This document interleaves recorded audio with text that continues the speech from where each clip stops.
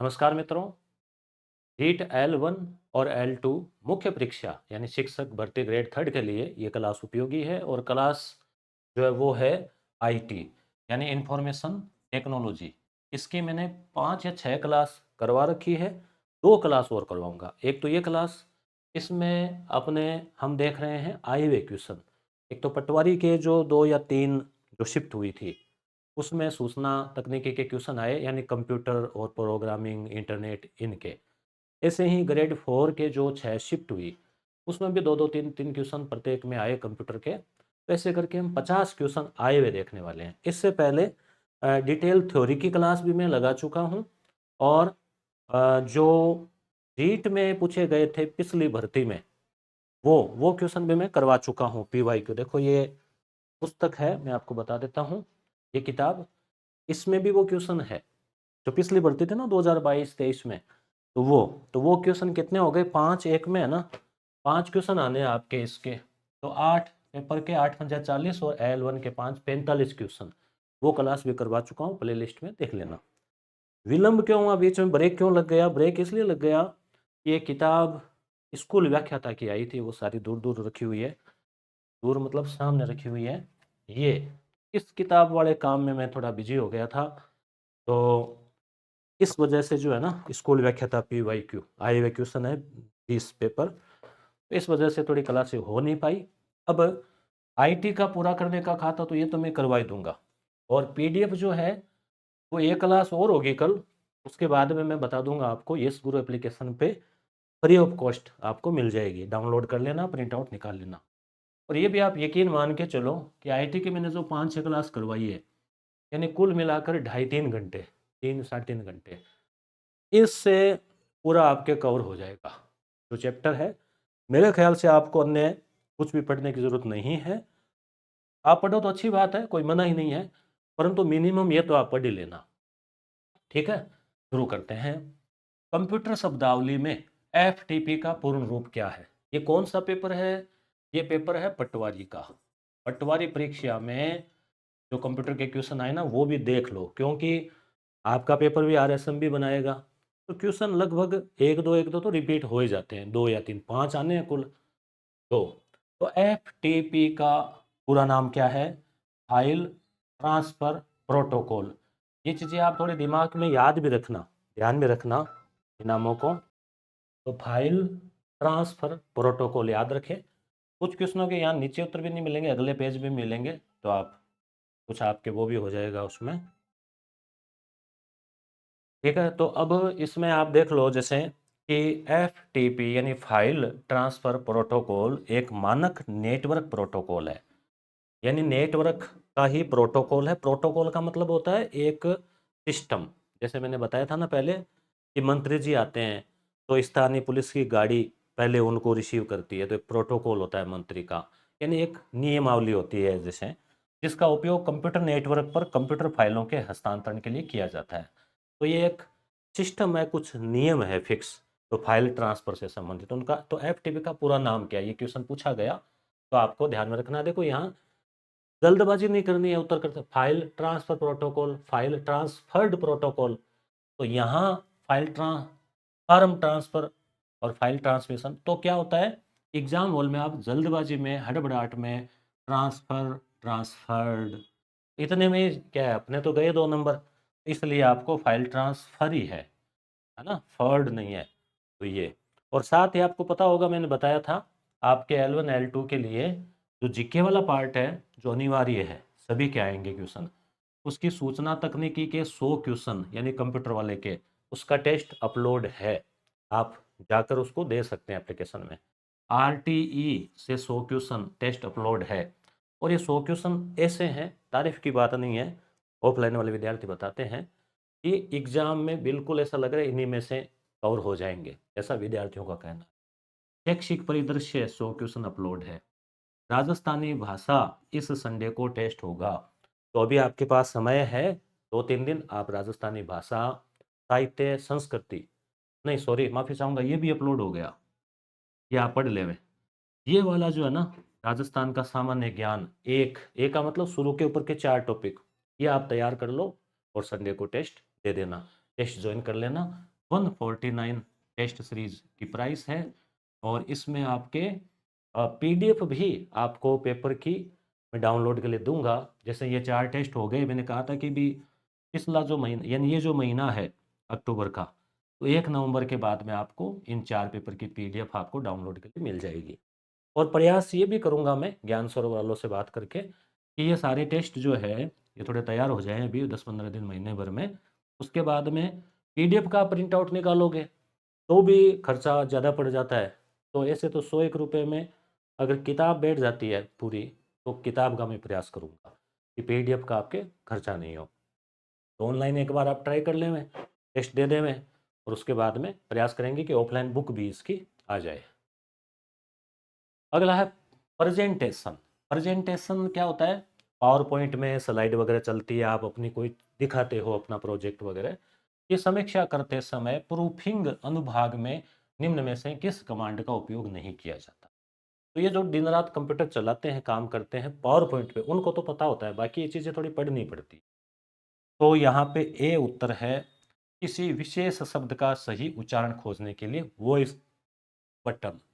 तो ये नहीं किया जाता, ये गलत है। अब ये किया जाता है, कोई विशेष विषय या शब्द है उस पर जानकारी खोजने के लिए रिसर्च बटन। तो एक रिसर्च बटन तो हर जगह आता ही है, आपके मोबाइल में भी आता है, ऐसे ही एमएस वर्ड में भी आता है, पावर पॉइंट में भी आता है।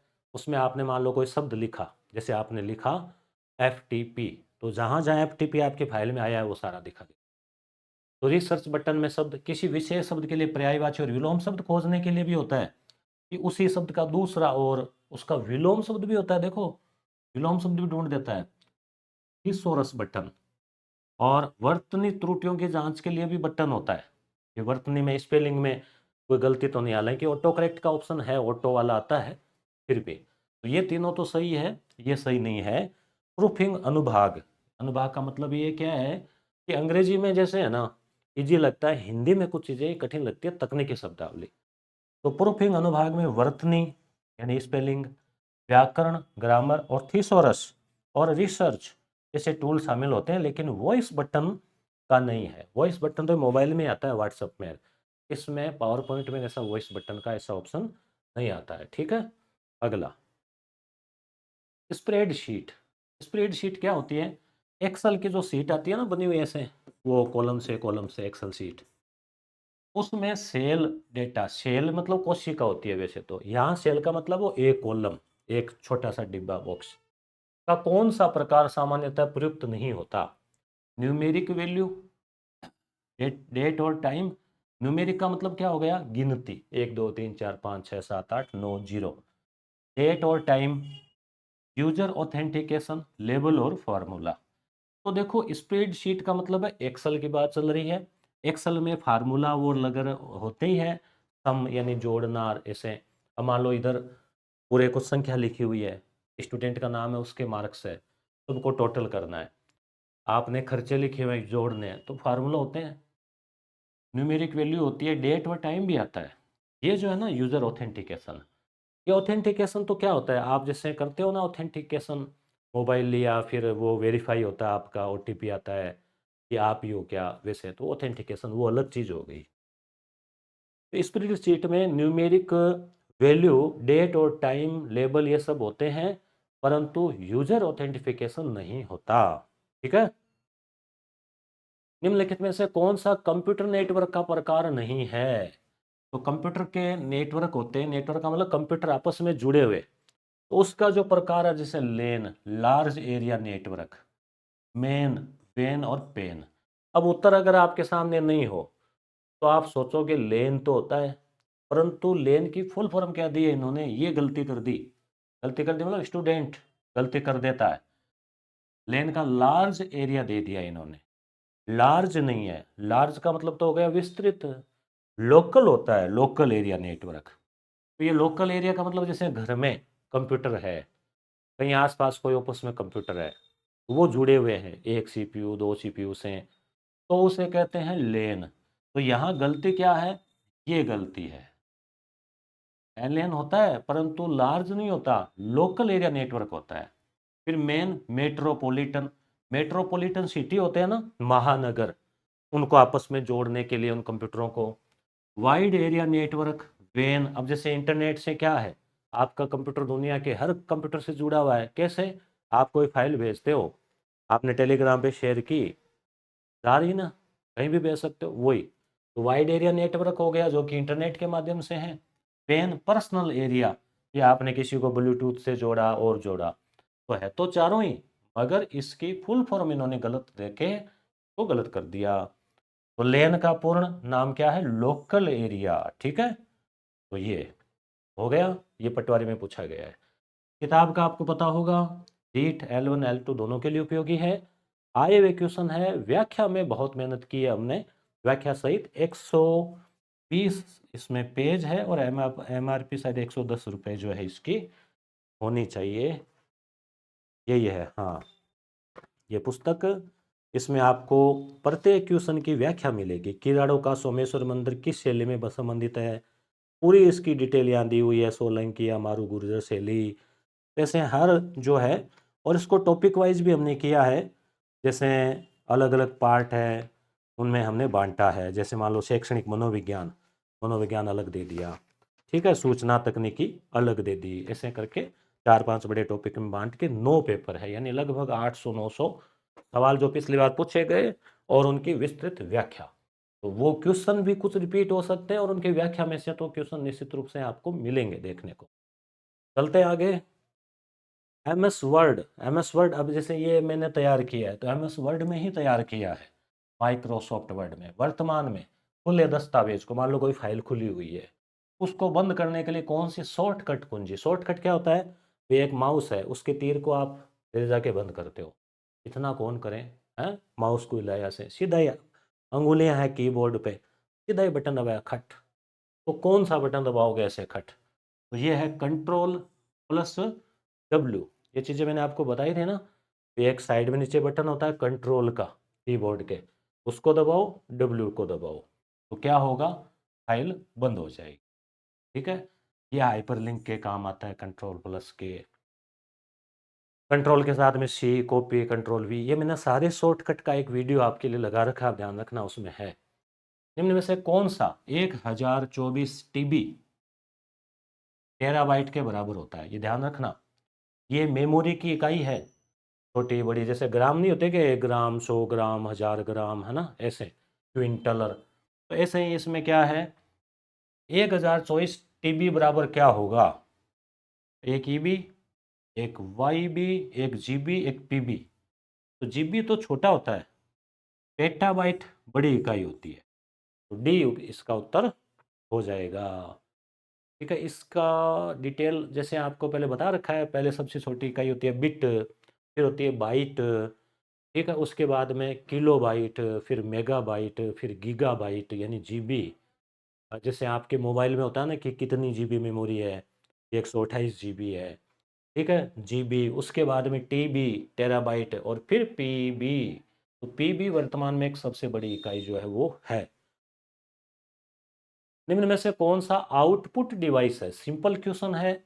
आउटपुट, आपने जो सामान, जो सामग्री एंटर की वो बाहर दिखा रहा है, तो प्रोजेक्टर। कीबोर्ड तो देखो इनपुट है, माउस इनपुट, स्कैनर इनपुट, यानी इससे तो हम चीज़ें कंप्यूटर में डालते हैं कमांड, और ये अपने को उस कमांड को बाहर दिखाता है, प्रोजेक्टर के माध्यम से कोई चीज़ आती है, स्क्रीन आती है, तो आउटपुट है, छवियों या वीडियो को एक बड़ी सतह पर प्रदर्शित करता है। निम्न में से कौन सा प्रकार कंप्यूटर का सबसे तेज और विशेष अनुप्रयोगों के लिए उपयोग किया जाता है, जहाँ बड़ी मात्रा में गणितीय गणना? ये तो आप समझ गए होंगे कि सबसे तेज कंप्यूटर को क्या कहते हैं? सुपर कंप्यूटर कहते हैं मित्रों। तो सुपर कंप्यूटर सबसे तेज होते हैं, जटिल गणितीय गणनाओं में काम आते हैं ये, ठीक है। तो सुपर कंप्यूटर हो गया, ये जैसे वैज्ञानिकों के और काम आता है। पावर पॉइंट में, पावर पॉइंट में कौन सा टैब स्टेप्स को इंसर्ट करने की अनुमति देता है? टैब का मतलब क्या हो गया? ऊपर जो बटन होते हैं ना, फाइलर, इंसर्टर, वो सब अलग अलग, तो इंसर्ट करने की अनुमति देता है। बहुत सिंपल है, इंसर्ट बटन इंसर्ट करने की अनुमति देता है, परंतु कई बार विद्यार्थी क्या सोचता है, इतना सरल थोड़ी होगा, यहाँ भी इंसर्ट इंसर्ट, ऐसे तो क्या है, वो जानबूझ के उसको गलत कर जाता है। रिव्यू और व्यू ये तो देखने से संबंधित है, ठीक है। तो इंसर्ट बटन से आप क्या है, उसके अंदर कोई चीज़ लाना चाहते हैं, कोई फाइल, कोई और तो इमेज आदि उसकी। कौन सा ऑपरेटिंग सिस्टम नहीं है? ये क्वेश्चन बहुत बार आता है, पूछा जाता है। जैसे मल्टी रीडिंग ओएस, ओएस का मतलब ऑपरेटिंग सिस्टम, यानी जिस पे कंप्यूटर चलता है, जैसे मोबाइल में एंड्रॉयड होता है। Time based processing OS, multi programming OS, multitasking OS. अच्छा, ये ऑपरेटिंग सिस्टम का नहीं पूछा, बल्कि उसके वर्गीकरण का पूछा है कि किस प्रकार से वो काम करता है। तो मल्टी प्रोग्रामिंग तो होता ही है, मल्टीटास्किंग भी होता है जहां आप एक से ज़्यादा काम कर सकते हैं, और होता ही है तो आप करते ही हो, एक फाइल मिनिमाइज कर दी, उधर गाने चल रहे हैं, उधर कुछ और चल रहा है। तो ये जो शब्द है ना, टाइम बेच, ये ऐसा कोई शब्द इसमें नहीं आता है ऑपरेटिंग सिस्टम में, टाइम बेच का। ये वाली पीडीएफ मैं टेलीग्राम पे डाल दूंगा, आप टेलीग्राम से जुड़ जाना। ठीक, और बाकी कंबाइंड जो कंप्लीट पीडीएफ है, जो नोट्स वगैरह थे, वो यस गुरु एप्लीकेशन में आपको फ्री ऑफ कॉस्ट जो उसमें मिल जाएगी। टेस्ट सीरीज वाला जो कॉलम है उसके अंदर ही हम डाल देंगे। ठीक है। कंप्यूटर विज्ञान के क्षेत्र में एसएसडी का पूर्ण रूप, एसएसडी क्या होती है? हार्ड डिस्क आती है, आजकल एसएसडी चलती है। ऐसे क्या है, आपका कंप्यूटर धीरे चलने लगेगा। एसएसडी क्या है, पूरा नाम इसका तो याद रखें इसको, solid state drive. Solid state, यहाँ स्टेट का मतलब राज्य नहीं है, शायद सीधा होगा इसका स्टेट, है ना। तो स्टेट ड्राइव है, तो एसएसडी का पूरा नाम है ये। तो ये क्या है? नॉन वोलेटाइल स्टोरेज डिवाइस है। नॉन वोलेटाइल का मतलब क्या हो गया?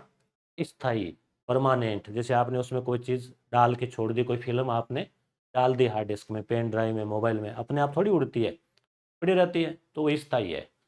तो क्या है, आप मोबाइल को बंद कर दो, कंप्यूटर को बंद कर दो, आपको मिल जाएगी। तो स्थाई मेमोरी है। रैम वगैरह स्थाई होती है, वोलेटाइल होती है। नॉन वोलेटाइल यानी स्थाई।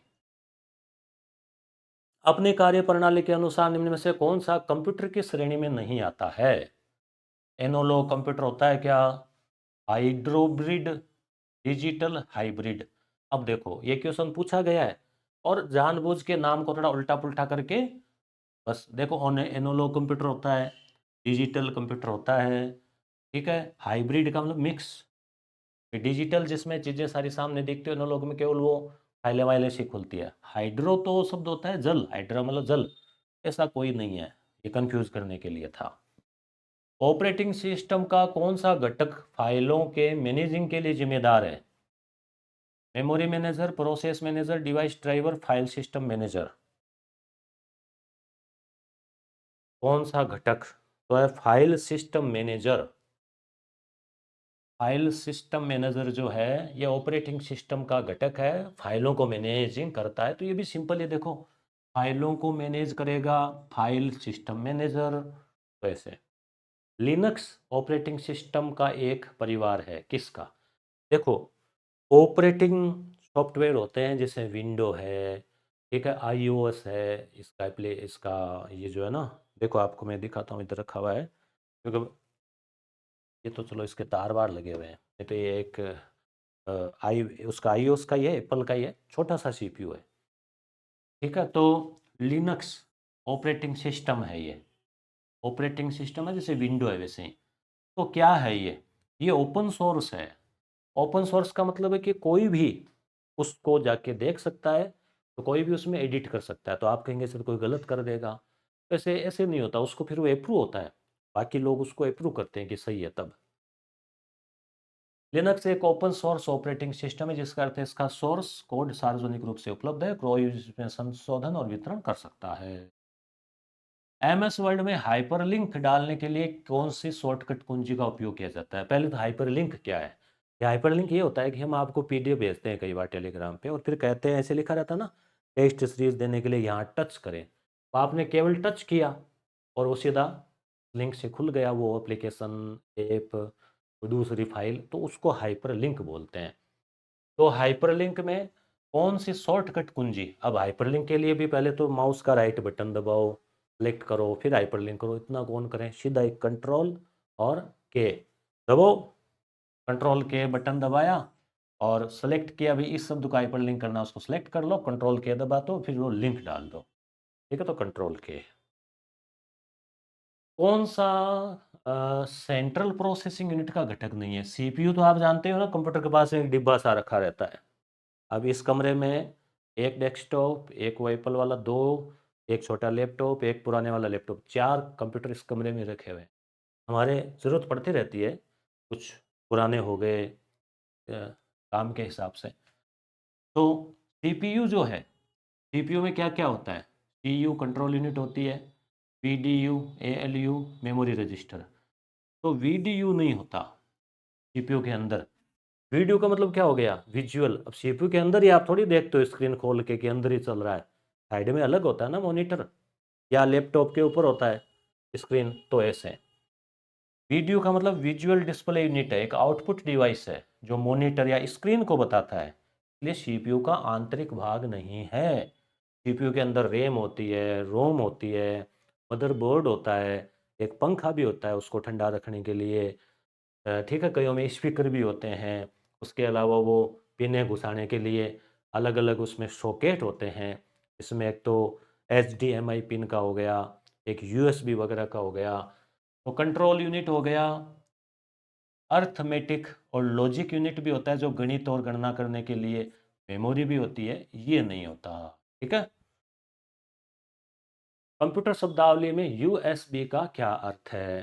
तो अभी अभी नाम लिया यूएसबी और आ गया यूएसबी। यूएसबी आप जानते हो ना, जैसे आप चार्ज वगैरह करते हो तो वो पिन डालते हो ना आजकल, एक तो सी पिन आती है, एक वो पेन ड्राइव वगैरह डालते हो, तो वो पोर्टल हो गया, जगह होगी उसी में तो आप लगाओगे। तो यूएसबी का नाम क्या है, ये तो आना ही चाहिए ना आपको, बहुत बार कि यूएसबी यूएसबी ऐसे। तो यूनिवर्सल सार्वभौमिक सीरियल बस, ये याद रखना ना, बस बस है ये, सीरियल बस। तो ये यूएसबी का पूरा नाम है। अब यहाँ आपको बहुत सावधानी से ढूंढना है, यूनिवर्सल सीरियल बस, यूनिवर्सल सीरीज बेस, यहाँ भी गलती नहीं करनी है आपको। यूएसबी का पूर्ण रूप यूनिवर्सल सीरियल बस है। ये एक मानक इंटरफेस है जिसका उपयोग कंप्यूटर और अन्य इलेक्ट्रॉनिक उपकरणों के बीच संचार और बिजली की आपूर्ति करने के लिए किया जाता है। कंप्यूटर की प्राथमिक मेमोरी का अर्थ क्या है? रोम। रैम और रोम ये नाम बहुत बार आता है। वैसे ये RAM होता है एक, तो इसको राम पढ़ लेते हैं, राम नहीं, उच्चारण रैम होगा इसका। तो रोम क्या होती है? रैंडम रीड ओनली, आर का मतलब रीड, ओ यानी ओनली, रीड ओनली मेमोरी, या तो फुल फॉर्म पूछिए ये है क्या, तो ये भी आप देख लो। रीड ओनली मेमोरी जो है, ये एक प्रकार की गैर परिवर्तनशील मेमोरी है, यानी इसमें आप चेंज नहीं कर सकते, इस सिस्टम के साथ ही आई है। जैसे आजकल आप छोटी मोटी कोई भी चीज़ लाते हो, जैसे घर में मान लो एसी है, या कोई और आपके पास कोई म्यूजिक सिस्टम है, उसमें भी मेमोरी आती है ना, आपको पता होगा थोड़ा बहुत वो आगे पीछे और ऐसे, तो उसको आप हटा मिटा नहीं सकते, वो जितनी आ गई आ गई। आपके मोबाइल में जैसे मेमोरी आ गई फिक्स कि 128 GB का लाए हैं, आप मेमोरी कार्ड डाल के उसको बढ़ा सकते हैं, पर जो पहले से फिक्स है उसको आप घटा बढ़ा नहीं सकते। तो ऐसे ही एक रीड ओनली मेमोरी होती है जो सीपीयू में लगी होती है, और ये परिवर्तन नहीं हो सकता, इसमें आप इसको घटा मिटा नहीं सकते। इसका उपयोग कंप्यूटर और इलेक्ट्रॉनिक उपकरणों में डेटा को स्थायी रूप से संग्रहित करने के लिए किया जाता है। इसमें संग्रहित डेटा अन्य में भी होती है, ध्यान रखना, तो आमतौर पर केवल पढ़ा जा सकता है, संशोधित नहीं किया जा सकता। तो ये रीड ओनली है, यानी आप नहीं पढ़ोगे, वो सीपीयू पढ़ता है, उसको आपको दिखाता है। तो रीड और रैम क्या होती है? रैम में क्या होता है कि रैम में सारी चीज़ें उसमें खुलती है, कि जैसे ही अपन ने बंद किया वहाँ से चली जाती है, तो रैम होती है अस्थायी मेमोरी।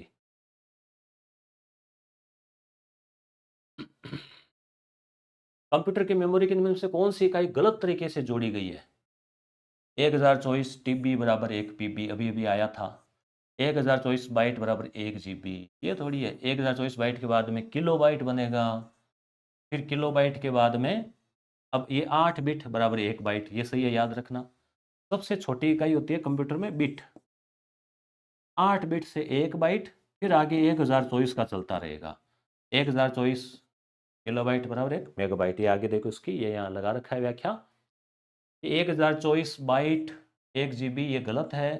मेमोरी इकाइयों का सही क्रम 8 बिट बराबर 1 बाइट, ये शुरुआती है। बिट अपने आप में अलग, एक अक्षर आपने कंप्यूटर में लिखा ए, तो 1 बिट जगह घेरेगा, तो 8 बिट मतलब 1 बाइट। और 1024 बाइट बराबर 1 किलोबाइट, 1024 किलोबाइट बराबर 1 मेगाबाइट।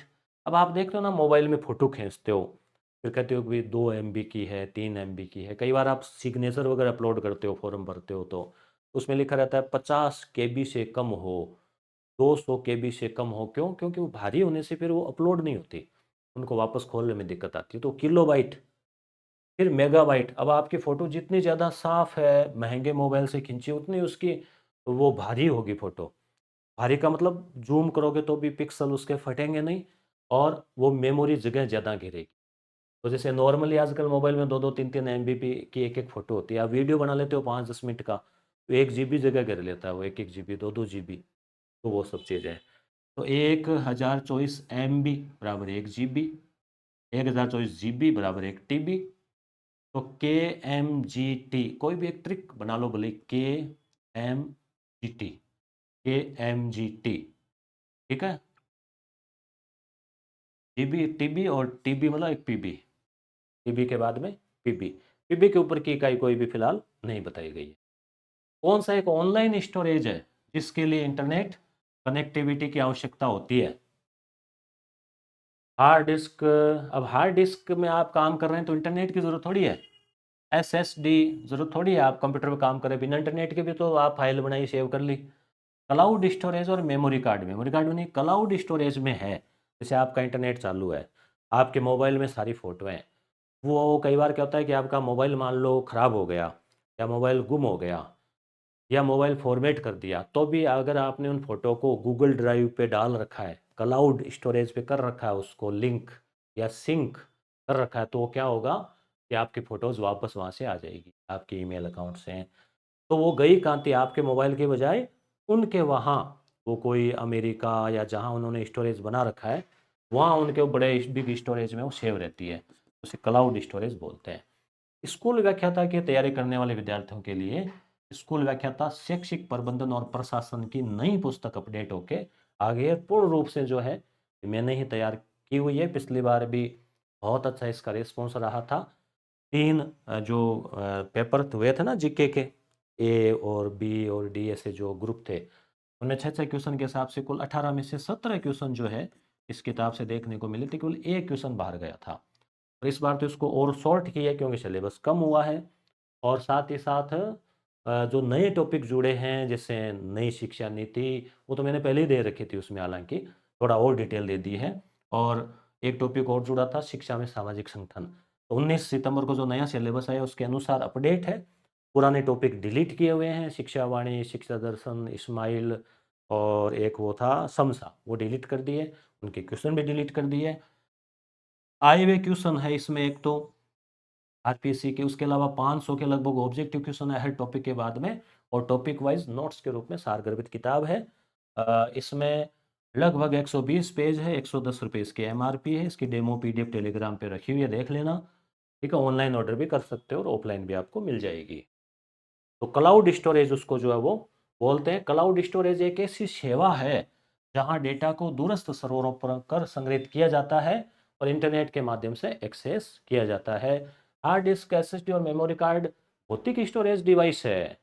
मेमोरी कार्ड ये रहा इसमें लगा हुआ, ये लो, ये मैंने मेमोरी कार्ड, क्या है इसको, पेन ड्राइव बोलते हैं वैसे। ये लो, अब इसमें मेमोरी तो है, लगाया, कुछ रखा, कोई फाइल ले गए इधर उधर ऐसे। तो आमतौर पर डिवाइस के अंदर होते हैं, उन्हें सीधे इंटरनेट कनेक्टिविटी की आवश्यकता नहीं होती है। करो तो भले कनेक्ट इंटरनेट रखो, पर इसमें स्टोरेज करने की जरूरत नहीं पड़ती।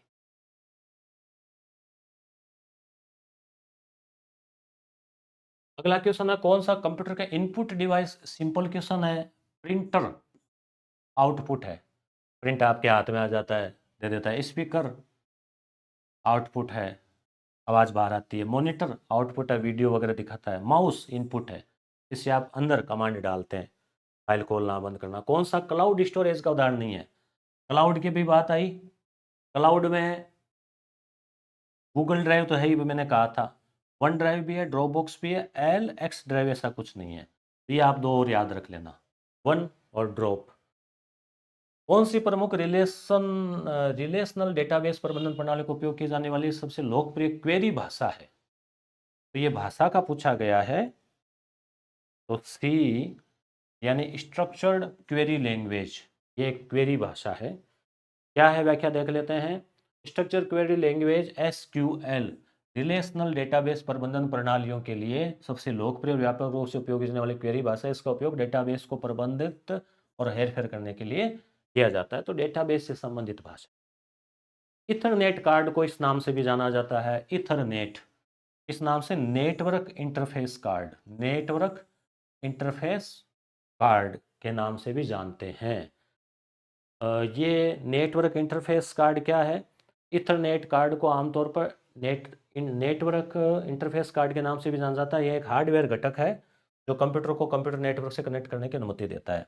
तो इथरनेट क्या हो गया? एक कंप्यूटर को दूसरे कंप्यूटर से जोड़ा जाता है तो वो प्रणाली इथरनेट कहलाती है। और इथरनेट कार्ड को नेटवर्क इंटरफेस कार्ड के नाम से भी जानते हैं।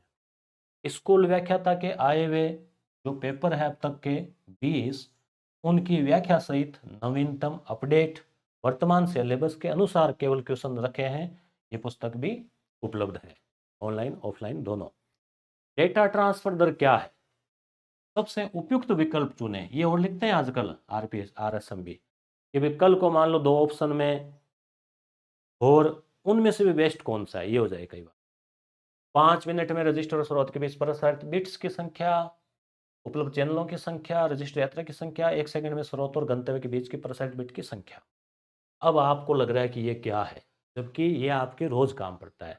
आप इंटरनेट का रिचार्ज करते हैं, डाटा खत्म हो जाते हैं, यदि स्पीड कम आ रही है, एमबीपीएस में इतनी आ रही है, आज स्पीड तेज आ रही है, होता ना ऐसे 5G में तेज स्पीड होगी, तो ये वो है डेटा ट्रांसफर जो है उसकी दर, रेट डेटा ट्रांसफर होता है ना, तो ये 1 सेकंड का होता है, ये पर सेकंड गिना जाता है, पर मिनट या घंटा नहीं गिना जाता। स्रोत यानी सोर्स, आप अपने मोबाइल से दूसरे मोबाइल में कोई फोटो भेजी, या आपने कोई इंटरनेट से कोई फिल्म डाउनलोड की, कोई फाइल डाउनलोड की, तो सोर्स चाहे वो टेलीग्राम वो, और गंतव्य कहाँ भेजी गई है। मैंने मान लो एक वीडियो बना के टेलीग्राम पे भेजा आपको या किसी को, कितना टाइम लगा, तो अपलोड और डाउनलोड होता है ना उसमें, अपलोड और डाउनलोड, तो गंतव्य के बीच प्रसारित बिट्स की संख्या, तो ये बिट्स में होती है, बिट्स में। बाइट और बिट अभी हमने पढ़ा, बिट्स पर सेकंड, ये आप ध्यान रखना, आपको बीपीएस, 1 सेकंड में स्रोत और गंतव्य के बीच प्रसारित बिट्स की संख्या।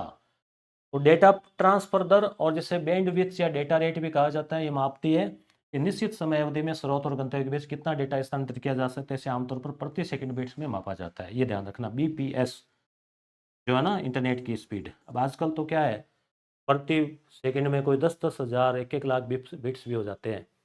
तो आजकल तो कई बार 1 सेकंड में 1 जीबी की फाइल डाउनलोड हो जाती है, ये स्थिति है।